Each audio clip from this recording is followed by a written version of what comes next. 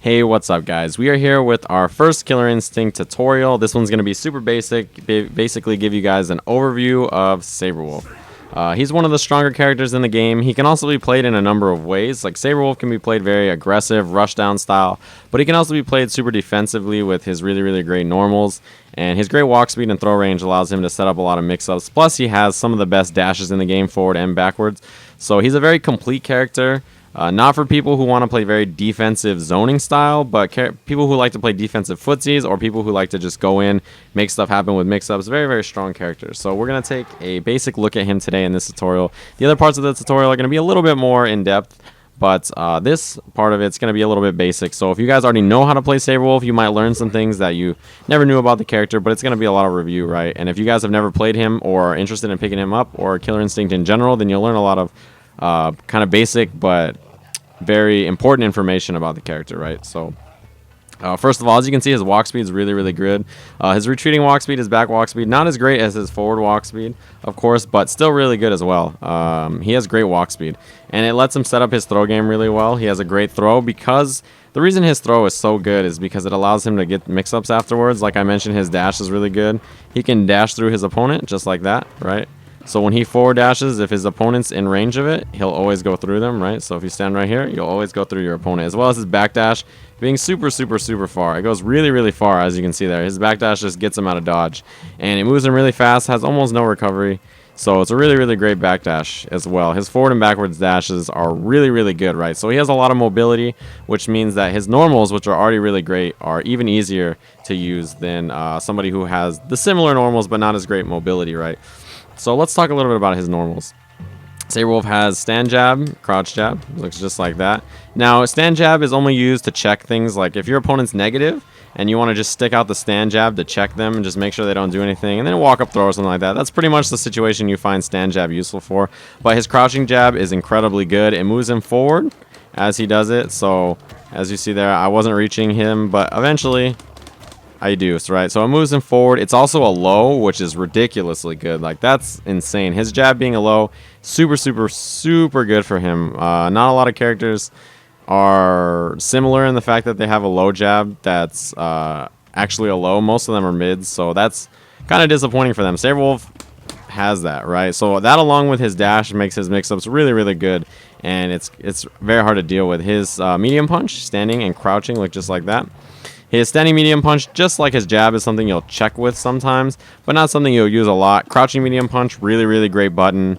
Goes really far, can buffer it into special moves to start combos. Also, low profiles a lot of things. So if your opponent's sticking out certain normals, like Fulgor's forward heavy punch or Jago's forward roundhouse, you can just hit crouching medium punch just like that, and it'll go under it. It also goes under Jago fireballs and Fulgor projectiles as well, so that's a really nice thing. It goes under a lot of Glacius's normals as well, like his lance. It'll just go right under it just like that. So medium punch, crouching medium punch, really good. Standing heavy punch is not a button you'll use a lot, but crouching heavy punch is really good. It's Sabrewulf's sweep, really great because it allows him to dash through and get a mix-up after, right? So his sweep is something you'll use a lot, and it just has really great range. It's just outside of the range where your crouching medium punch whiffs is where your crouching heavy punch hits, right? So it's really great. If you're ever in range of that normal, then it's never a bad idea to hit it, right? It's really good. The nice part about his punches as well is they have a chain built into them, which is light punch, medium punch, heavy punch, just like that, right? It's a 3-hit chain that he has. He can also do medium punch, heavy punch if he just wants to do those two, just like that. So both of those chains work really well. You can use them as manuals or use them to start your combo. None of this is breakable in the start of a combo, right?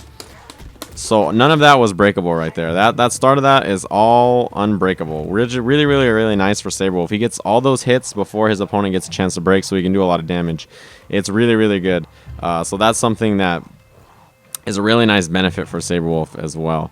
That chain. But the issue with that chain is if the Sabrewulf player stops the chain after jab strong fears just like that, then it's actually punishable. It's -6. And all the jabs in this game are 4 frames, so that means it's always going to be punishable, right? But he can cancel it into other moves, like his Ragged Edge, which is this, or his, running uppercut or running overhead or low. The problem, of course, is that you can shadow counter it if you're the defender. So the problem with that that chain is that it can be beaten by the defender, but it's up to the Sabrewulf player to make sure that doesn't happen. It's also really easy to hit confirm off of it because you can do like 3 jabs and then still hit confirm into the chain or something like that. So it's really, really good. Probably something you got to use a lot with Sabrewulf. Get used to that, especially comboing off of it from his standing medium kick, which we'll get to in just a second. So definitely look forward to that. See, the problem with being able to dash through my enemies in training mode is that it's so hard to reset to neutral. But we're back. So standing light kick looks just like that. Moves him forward like most of Sabrewulf's buttons do. Not something you'll use a lot, but it can be a good manual sometimes. Crouching light kick is super good. It's really, really, really plus on block. And it doesn't lead to anything by itself, but you can meaty with it and get more plus frames. Or if it hits counter hit, you can combo off of it, right? So really, really great button. Lots of plus frames off of that. Really nice. And then he has his standing medium kick, which I mentioned. Really good. It's probably his best meaty option. It's very good on meaty. Looks just like that, right? And you can combo his crouching jab off of it. So that leads right into his magic series. And since it takes so long to hit like that, and then you can combo the jab so late, it's very easy to hit confirm off of it and set stuff up. It's also plus on block. His crouching jab is plus on block as well. Standing medium kick and crouching jab are both plus, which means that Sabrewulf can continue pressure from a really, really far range. Even though his jab pushes him out a little bit, he can just step jab and he's still plus. So he's going to get a lot of stuff off of it, and that's why his pressure is so good, along with that dash. Really, really hard to deal with. His standing heavy kick, not something you'll use a lot. Can be used as like a manual up close in certain situations, but it's not something you'll go for a lot. Crouching heavy kick, one of the best normal anti-airs in the game, leads to a lot of damage, as well as a pretty good manual for heavy manuals. That's the manual you use the most. That manual and close heavy punch are the heavy manuals you'll use the most. Also back heavy punch too. Those are the 3 heavy manuals you'll use the most. For medium, you can do standing medium kick or crouching medium punch. Those are 2 of the most popular medium manuals. And for light, you can just use jab. Crouching jab. Always a good choice. Or you can do crouching light kick or standing light kick if you want to, but most people choose to just do jab, especially since you can cancel it into the target combo. Now, the thing about Sabrewulf's jumping normals is that you really won't use any of them but 3. There's only 3 that you'll use. You'll use jumping medium punch because it's a really great air-to-air, really great air-to-air tool, and it's a lot faster than his jumping fierce, which is his other air-to-air tool that you'll use a lot. So those 2 are really good air-to-airs. Jumping medium punch, jumping heavy punch. His main jump-in for air-to-ground stuff is jumping roundhouse, jumping heavy kick. The really nice thing about this is if you hit it super deep, that you can get a free dash through that your opponent can't do anything about, right? So you have that whole like second to dash through right there that your opponent kind of just has to deal with. You also have a long time to hit confirm off of it. You saw I could just pause that whole time, and you get a lot of damage for just 1 bar. So yeah, his jumping roundhouse, so much time to hit confirm off of it. It's kind of insane. Really, really great air to ground normal for jumping. So there you go, jumping roundhouse. See, you have so much time to manual after that. Even a button that's slow like that works. Oh, that was an auto double, but you guys get the idea. Jumping heavy kick, really, really good option. So let's talk a little bit about his special moves. Actually, no, we didn't cover his back heavy punch. His back heavy punch is an interesting tool. It's a lot like Orchid's heavy Rekka, where the longer you charge it, the more plus you are. So if you charge it a little bit, you can manual off of it and get other stuff like that. You can also hit confirm it into super fairly late, as you saw right there. So it's a good option as well. It's really good in pressure when you already have your opponent like set up like that. So you can do those jabs, set up the back heavy punch for plus frames, and sort of just do what you want, right? So back heavy punch, good option. If you charge it all the way up, when he turns blue, it becomes unblockable. But that's not something you'll get really that often. You can get situations where your opponent kind of has to block your back heavy punch on knockdown. If your opponent doesn't have a reversal that's actually, you know, not stuffable, then it's a really good option against characters like that. Characters like Sadira or Thunder with no bar and stuff like that. That's a good choice for you to do.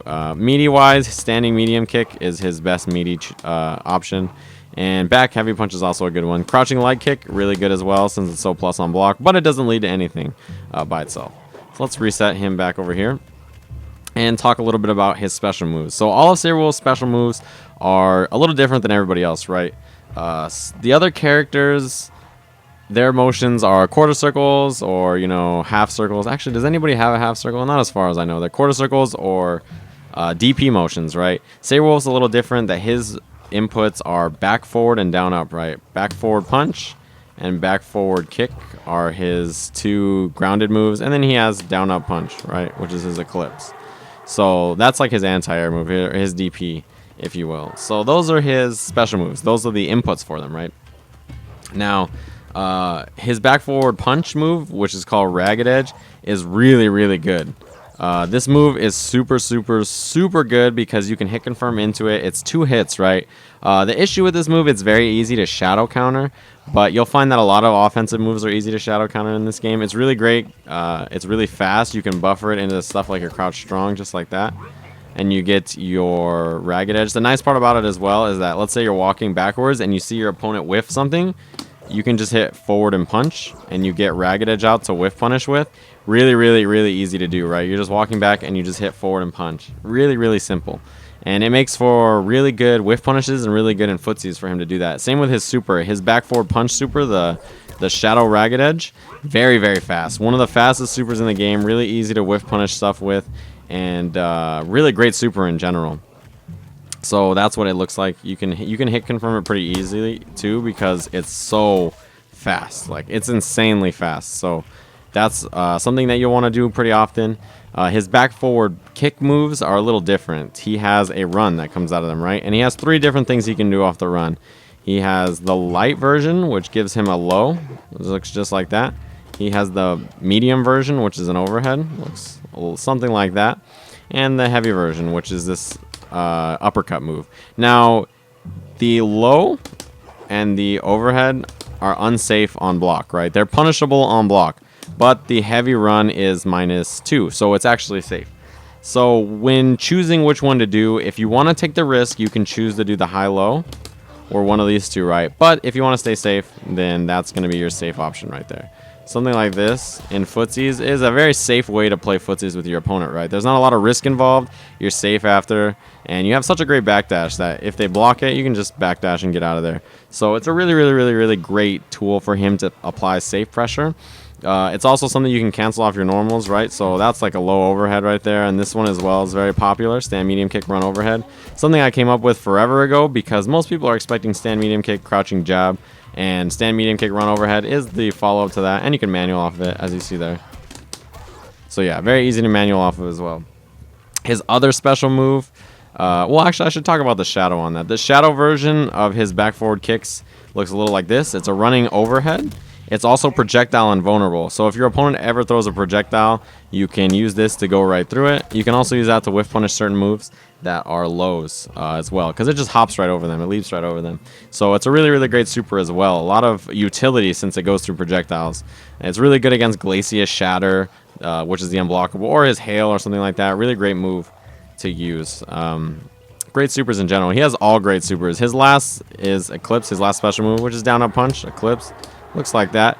Shadow Eclipse is known as one of the best supers in the game for a couple of reasons. It's a great anti-air. Will always anti-air. Your opponent has a huge hitbox, so it'll hit right here. Yeah, it has a really, really big hitbox, and if I ever do something like dash a Shadow Eclipse, the only way for your opponent to block that is to block before the super starts. That's the only way for them to block it. They can't block after the Shadow's flash, right? So that flash right there, if you're not blocking before that, then you already got hit. There's nothing you can do about it. It's a really, really great option, right? So that move is really good. It also does a lot of damage, and Sabrewulf gets a follow-up after. That is unbreakable if your opponent hasn't... If you don't do a combo. So if you just hit a raw Shadow Eclipse, if you ever hit any buttons after, your opponent can't break it. So really, really great. Also, another useful move for this move right here, his running uppercut, is that you can juggle after it. So it's a really great option as well. If you ever land something like this, you can combo with like a super and then get another Eclipse after. So you get like 16%, and all of that was unbreakable. So really, really great. He has a lot of sort of juggles from this move and his Shadow Eclipse that you can't break a lot of the times. Unless it's a little deeper into the combo, but you can do stuff like this and choose to go for unbreakable damage. And you get a little bit of damage out of it, and it's all unbreakable. So it's a really good option in certain situations. The last thing we want to talk about today is his instinct. Sabrewulf's instinct is not one of the better instincts utility-wise. It doesn't give him a lot. as far as like game-changing mechanics go, it just gives him more damage. Which is actually good for him in a lot of situations, because if you ever notice your opponent locks out, you can immediately pop Instinct, do Super, an auto double, Ender, and you get like 30% extra damage on your combo, which is really huge. The other reason that it's really good is because the only way Sabrewulf can wake up is with Shadow Eclipse, which is super unsafe on block, right? So he's going to have to spend his Instinct to safely wake up a lot of times. That's the most common use for his Instinct. So that's pretty much it. Sabrewulf's Instinct doesn't give him a lot of the utility that other characters has, but that's okay because he can use it to safely escape mix-up situations, and then if he does get the hit while it's active, he does a lot of damage. So that's kind of the reason that his Instinct isn't as kind of game-changing as other characters. It's not like a Sadira Instinct, an Orchid Instinct, a Thunder Instinct, or anything like that, right? It's something that doesn't change the game too heavily, but it's still really good. All that extra damage is really nice sometimes, and it can be what changes it. So this is a very basic overlook on Sabrewulf. We just talked about his special moves and a lot of his normals, right? We just wanted to take a very basic look at the character and just talk a little bit about certain situations. Now, the next tutorial is going to be a little bit more specific with a lot of the setups and stuff like that that Sabrewulf can use. But yeah, we wanted to take a very brief kind of slower look at this character, kind of talk a little bit about everything, and the next time we get into this, we're going to do a little bit more advanced. So hopefully you guys stick around for that. Thank you guys for watching, and I'll see you guys again soon.